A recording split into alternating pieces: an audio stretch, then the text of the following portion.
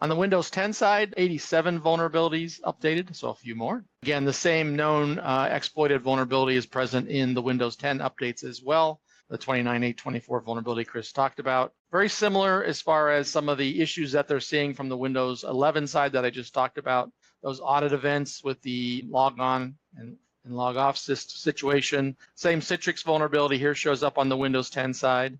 One thing that was unique, and this one's been carried along for 3 months now, is this issue that has to do with this broker.exe. Be aware of this particular one if you run into it. It has to do with Windows Defender Service being disabled. Basically, they're saying to ignore it, and it will be corrected here in a future release. You can go through the KB and read about this one in a lot more detail if needed. A lot of issues across a lot of different versions of Windows 10. Server 2022 in particular had all 3 issues reported this month. And then finally there on the 2022, particularly version 23H2, the Citrix issue is present there as well. It seems like the Citrix issue is pretty prevalent across all versions of the operating system. So just be aware of those as you go through. Those are the known issues reported this month for April. Office updates, large update for Office this month for the on-premise versions, the 2016 versions. You'll notice here there also, Chris talked about Android vulnerabilities. There were obviously, in addition to the OS stuff that Chris was talking about in the news,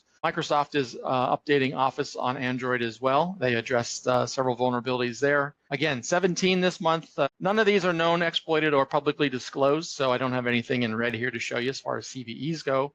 But there were some critical vulnerabilities in there that were addressed, so make sure that, as usual, you do all of your Office updates as expected. The online or click-to-run versions of Office also got the regular updates this month. This includes Office 365 apps, Office 2019, and the 2 long-term service channels, 2021 and 2024. Only 15 vulnerabilities, a lot of overlap with what I had on the previous slide as far as the actual vulnerabilities go. So be aware of that one. Again, 15 vulnerabilities will require application restart in case of the Office updates. And finally, we did see an update for SharePoint Server. Usually there's only 1 or 2 vulnerabilities. This month they had 5 that they addressed. I did list them out here just for convenience in case you're wondering what they are. Again, no known exploited or publicly disclosed vulnerabilities here this month, and they rated this as only as important. So again, this is the only important one that's listed this month. All the others we rated as critical just because there were critical vulnerabilities addressed in them.